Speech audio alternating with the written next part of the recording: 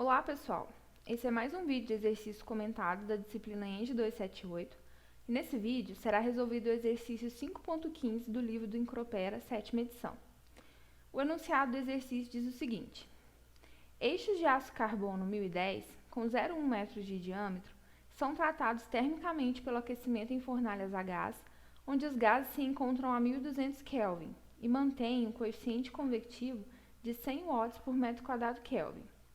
Se os eixos entram no forno a 300 Kelvin, quanto tempo eles devem permanecer no interior da fornalha para que suas linhas de centro atinjam a temperatura de 800 Kelvin?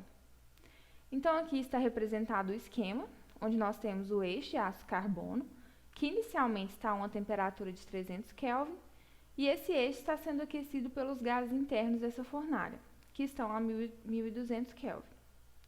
Então, começando, vamos fazer algumas considerações, sendo elas: a condição de calor é unidimensional, nesse caso radial, as propriedades são constantes e a radiação pode ser considerada desprezível.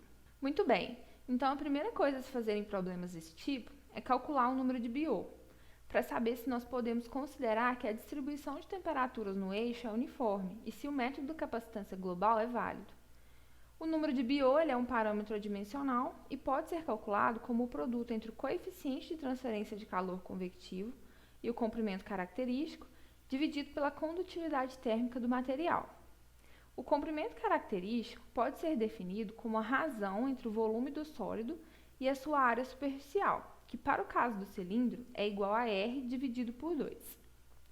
Bom, as propriedades do aço carbono 1010 foram retiradas da tabela A.1 do livro para uma temperatura média de 550 Kelvin, que seria a temperatura inicial do eixo mais a final dividida por 2. Então, fazendo a interpolação dos valores fornecidos pela tabela, podemos encontrar essas propriedades a essa temperatura.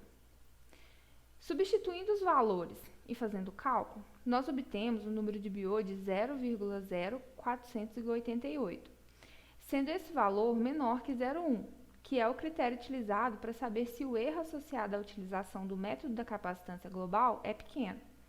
Ou seja, para esse caso, nós podemos considerar que a resistência à condução no interior do sólido é muito menor do que a resistência à convecção através da camada limite no fluido, o que torna válido o uso desse método. Então, nós podemos utilizar essa equação, que é a equação 5.6 do livro, onde essa relação área superficial sobre o volume para o cilindro é igual a 2 sobre R. Agora, isolando T e substituindo os valores nessa equação, nós encontramos que o tempo que os eixos devem permanecer no interior da fornalha para que suas linhas de centro atinjam a temperatura de 800 Kelvin é de 859 segundos. Então é isso, pessoal.